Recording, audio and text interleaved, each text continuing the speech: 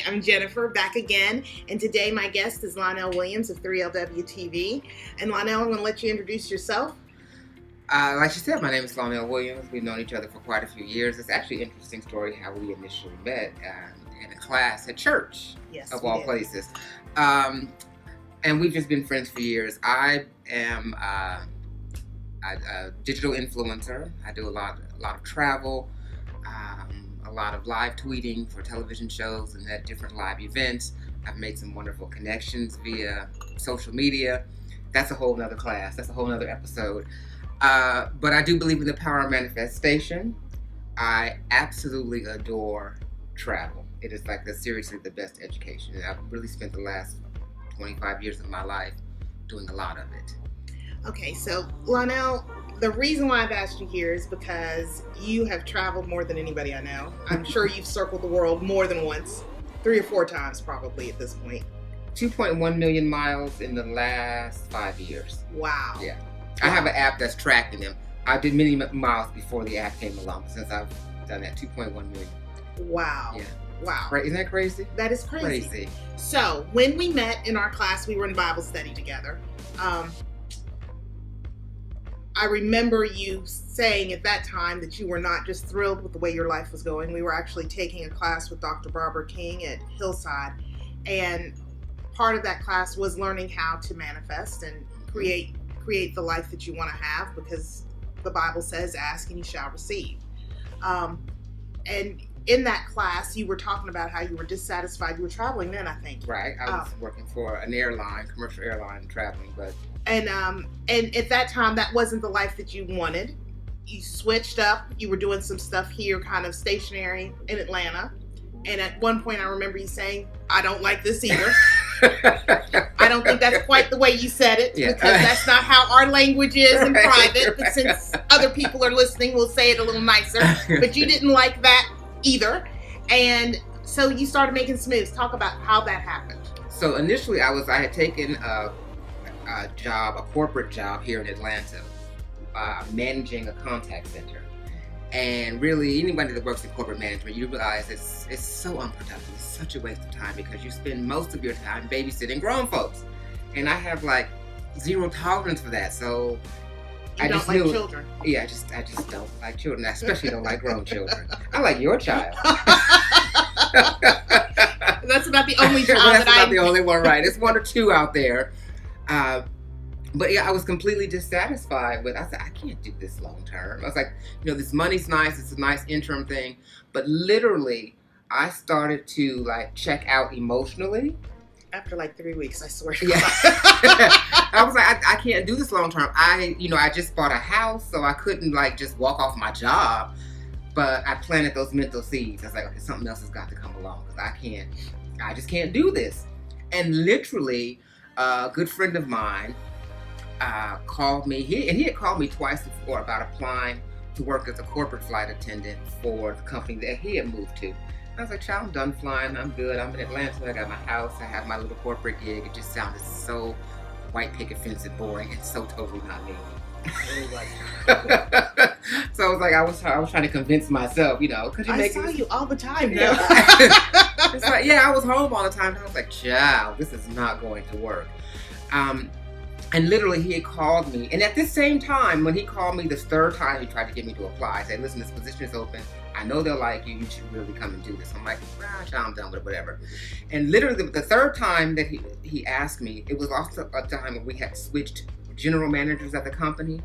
And the guy who I was his direct report, or the other way around, he was my boss. Or one, but he was threatened by me. And my thing was, just let me run this like we've been doing for the past 2 years.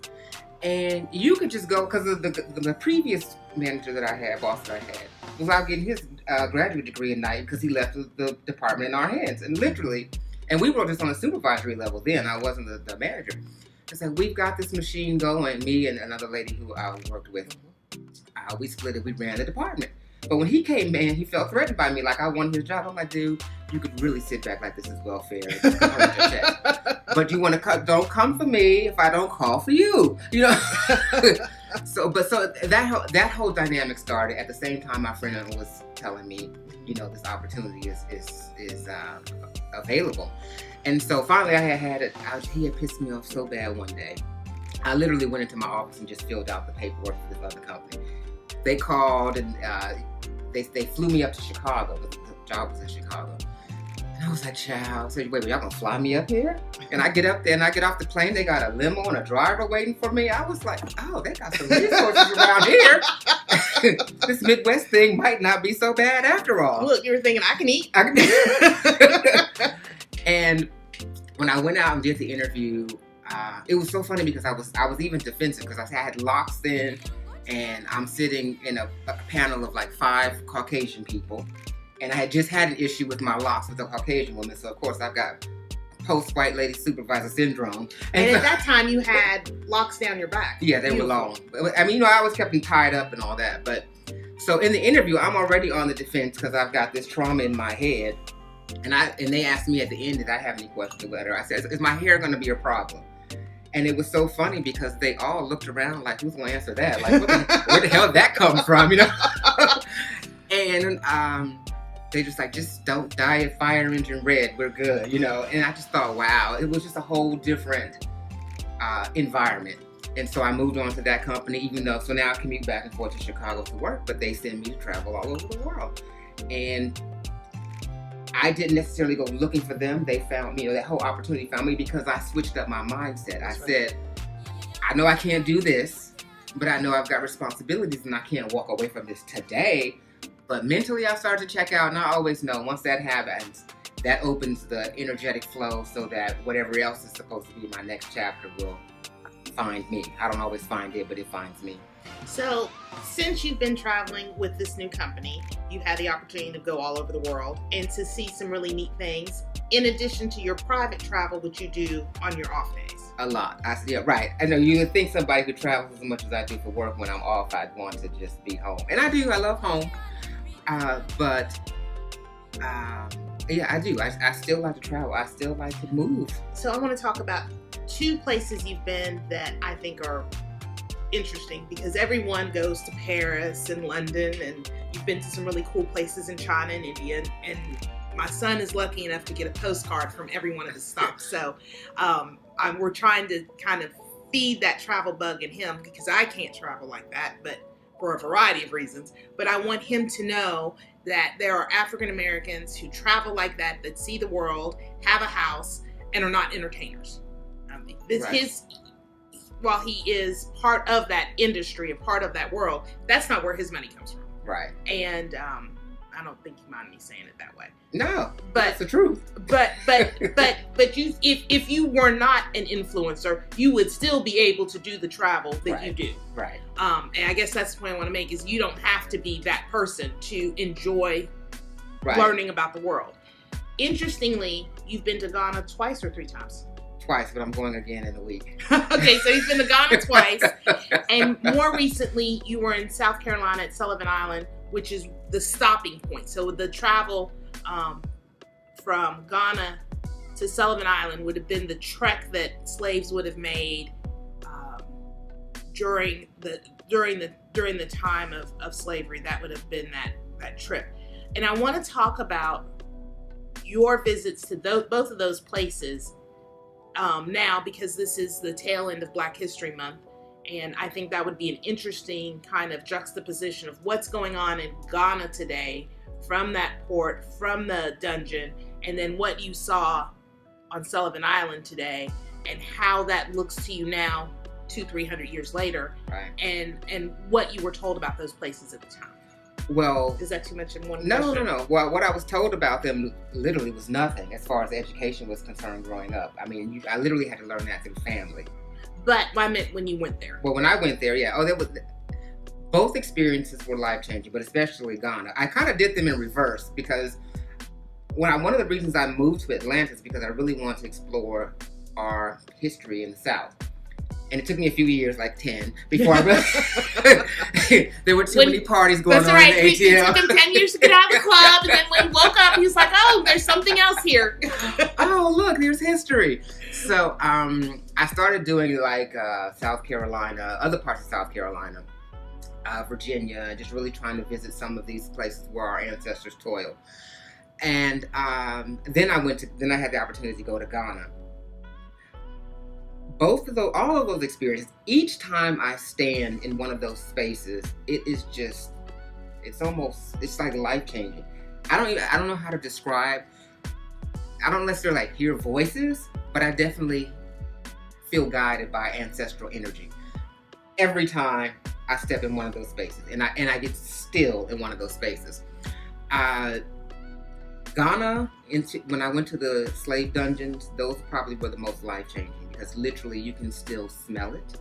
They said they've tried every which way to get rid of the smell. They just can't get rid of the smell in those dungeons. Just the darkness. It's like when I close my eyes, I can hear ancestors weep. You can feel I just started crying. You walk into, especially this women's dungeon, at this place called Elmina Castle. There were two castles not too far from each other in Ghana. And walking in that women's dungeon was just, you could just feel it. And then there's like a little area where they would take the women out and put them on display, and then the guys were going to take them up to the room and rape them and all this stuff. And just when you think of what our ancestors... Wait a minute. So before they were sold or after they were sold, the men could just go up and rape the women just because... Right, because during the auction process, they could... Before they could get a taste. Right. To see if this... Oh. Yeah, yes. And if they got pregnant, they sent them off to somewhere else in the town, so they never got on the ships. But in these dungeons, they were waiting to board the ships to come to the new world. But you could literally feel that oppression still to this day, and it just made me weep. And the most infuriating thing about that castle and the other one is that directly on top of this dungeon, I mean directly on top, not like 2 floors up, not on the other side of the building, directly on top of this women's dungeon where you're raping people is the chapel. So because you start out in the dungeon, whatever. And when I got up in there, moving upstairs into the chapel, I was like, okay, I'm so through with white Jesus, and I'm sorry, I don't. That's just what I call it. And by that I mean this whole the subterfuge of religion, which has nothing to do with Christ and the actual Jesus and the actual Christ and the teachings. That's totally different from what I'm talking about. You're not talking about the Bible. We're not trying to offend people who are faith. At all. Because I go to church and read the Bible just like he does. Just like I do. But we're talking about the way racism has infiltrated the church, just like sexism has, just like pedophilia has, just like we've seen child molestation in the Catholic Church and in the Baptist Church here lately. We're talking about how the devil has infiltrated. Absolutely. It's because when you say that, some people just automatically get really offended. But I'm just like, child, when you walk through what I walk through, you just see it all in a totally different light. So like I said, it was just a life-changing experience coming out of that. And then I realized that I always say to my friends that, when they say, what is your biggest takeaway? I'm like, I am entitled to every rich white woman experience America has to offer. Every last one. I'm entitled to every last one. Because you just don't, because when your ancestors' contributions have just been so dismissed, and not even just dismissed, but intentionally buried, and you start learning all this stuff, it's like, oh, no. Well, what do you think? I wanted to talk about what Ghana looks like now, but on that point, do you think that African Americans, and particularly those that are descendants of slaves in the United States, don't make a big enough deal about what their ancestors have been through, unlike other groups that have gone through atrocities that are I'm not belittling anyone else's pain and suffering, but do you think that because of the way we've handled race and slavery in the United States, we have belittled that and our own contributions as a result? To a great degree, absolutely. We don't want to walk through that pain. Nobody ever wants to face anything painful, but you can't heal anything that you don't face. Do you think it's shame, or do you think it's the fear of the pain?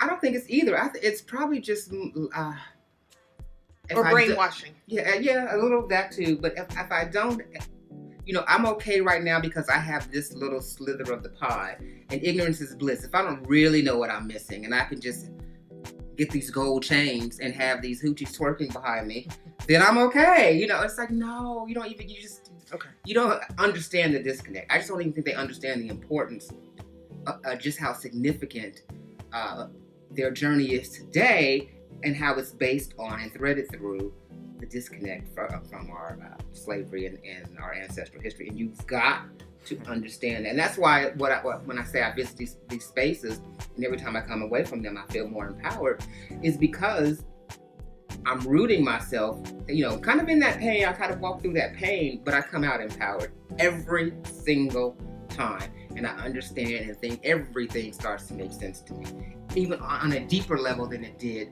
Because, I've studied things, from an educational standpoint, but when you actually walk through those spaces, it's like, oh no.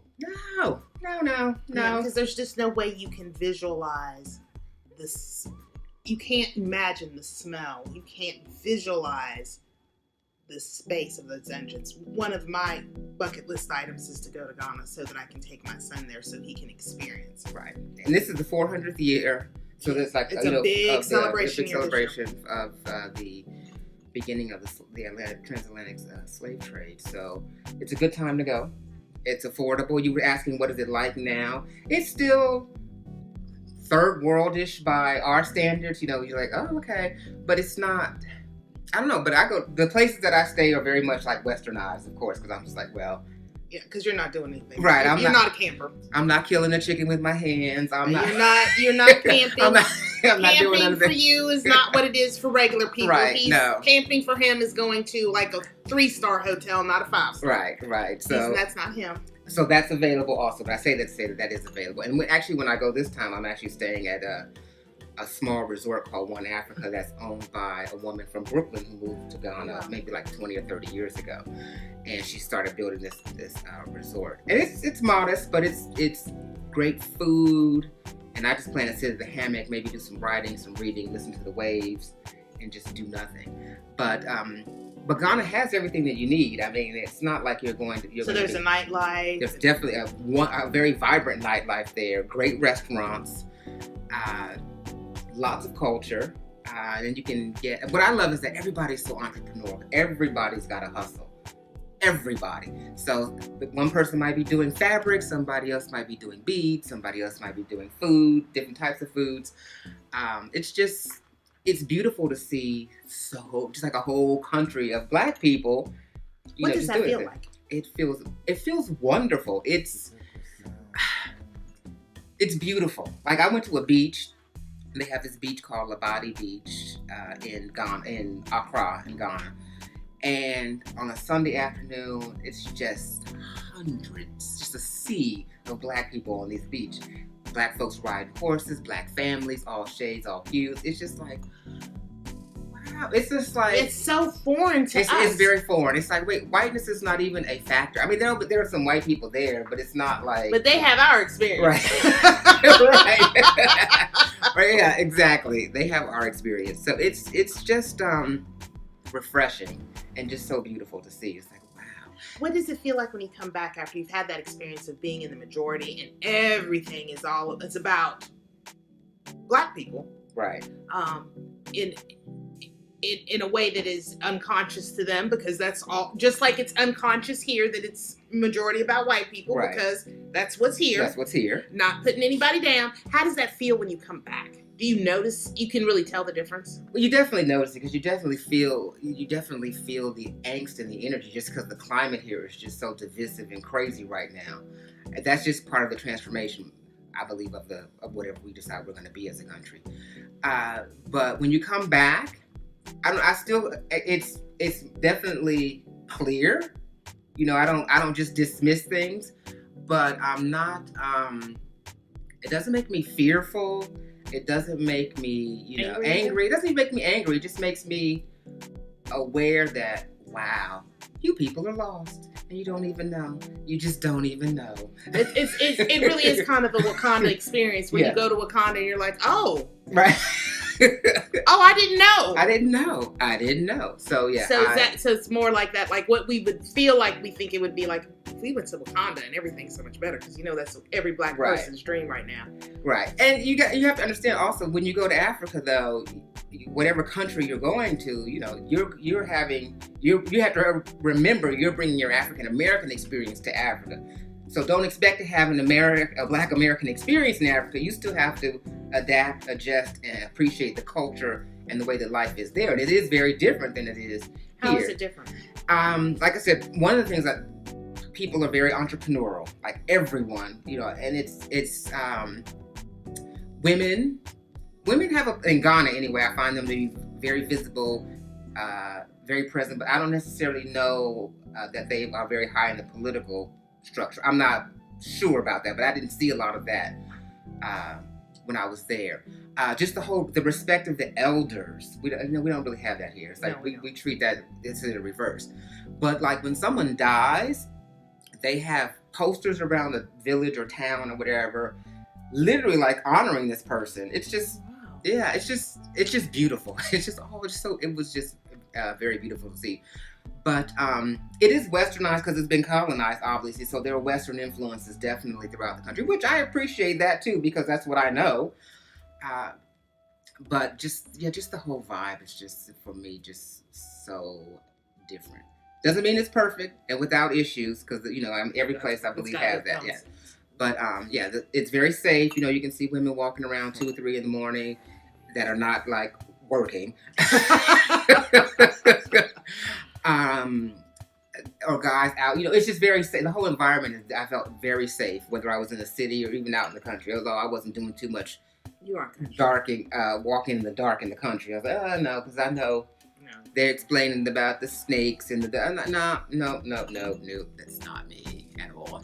Not at all.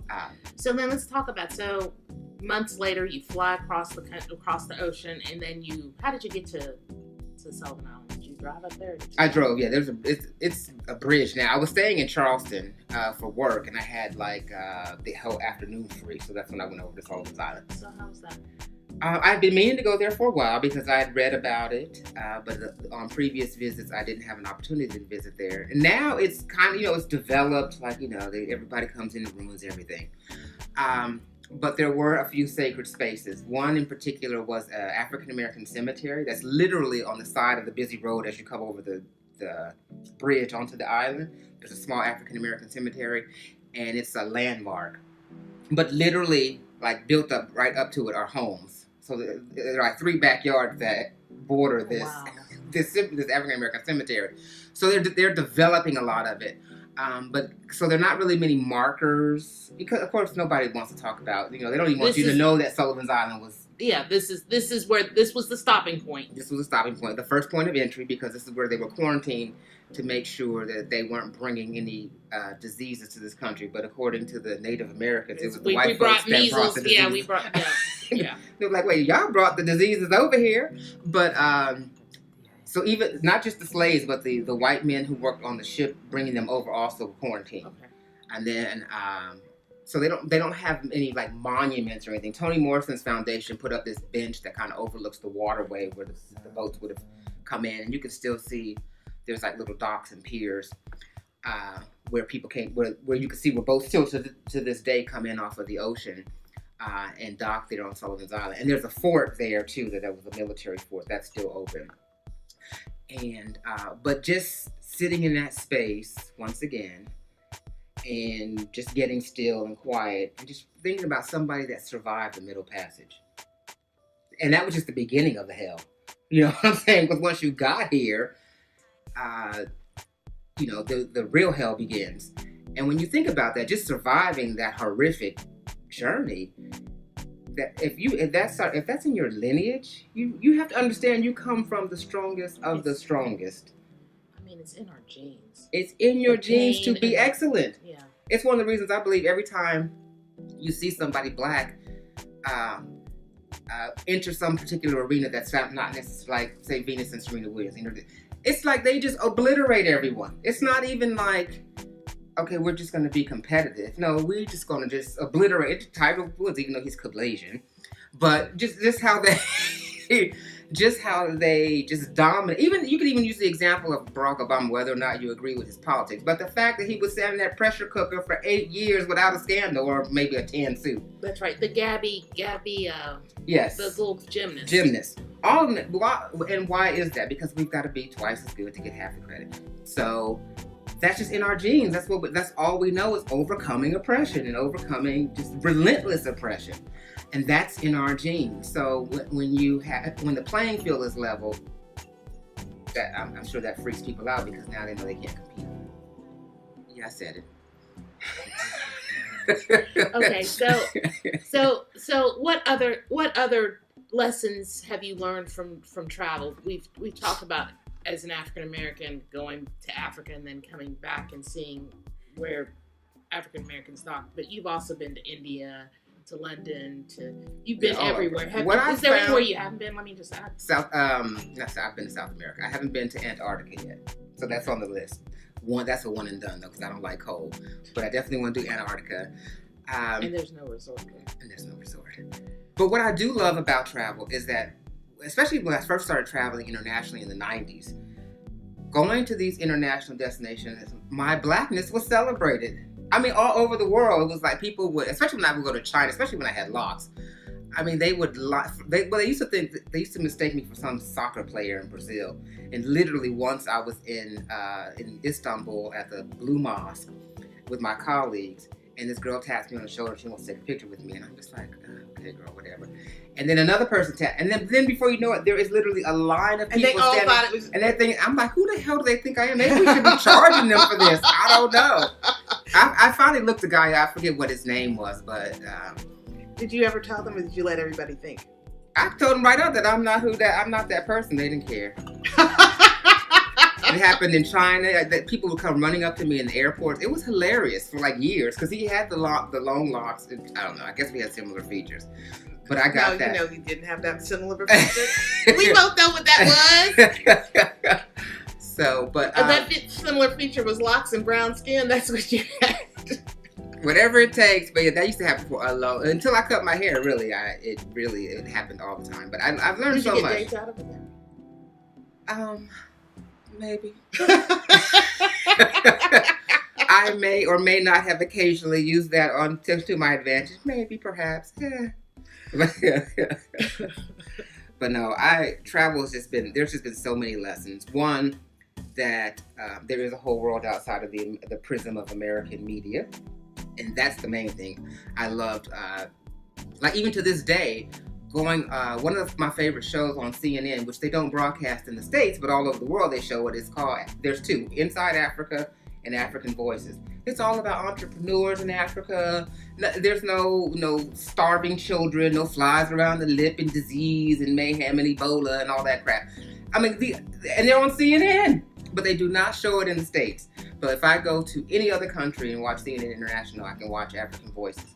And it is just an amazing show. I mean, wow. I remember watching one, there was a little girl, not young lady, she might have been like 23. And she had like her own private aviation business. She had like a fleet of planes. It's insane, but we would never. Wow. They would never want you to know that here. And if for no other reason than the fact that the news is different elsewhere. You need to travel. You really need to travel. Just for that alone. Just to get because American media is too much of looking in its own belly button. Yeah, it really is. So yeah, like I said, it just really gives you so much perspective, and you can realize that America is not the end all be all. And that's not a bad thing. And that is not a bad thing. That's a real thing. Well, and it's also good to know that you're part of a community in the world, right, and not the world. The world, right. Okay, so we're going to stop now and get ready for, this is a two-parter today, so we're going to have part 2 with Lonnell Williams in just a moment. So tune in after this and you'll be able to pick up on our conversation, and we'll be focusing on how Lonnell was able to create this new life for himself. He kind of touched on it briefly on manifestation, and we're going to spend some more time talking about that.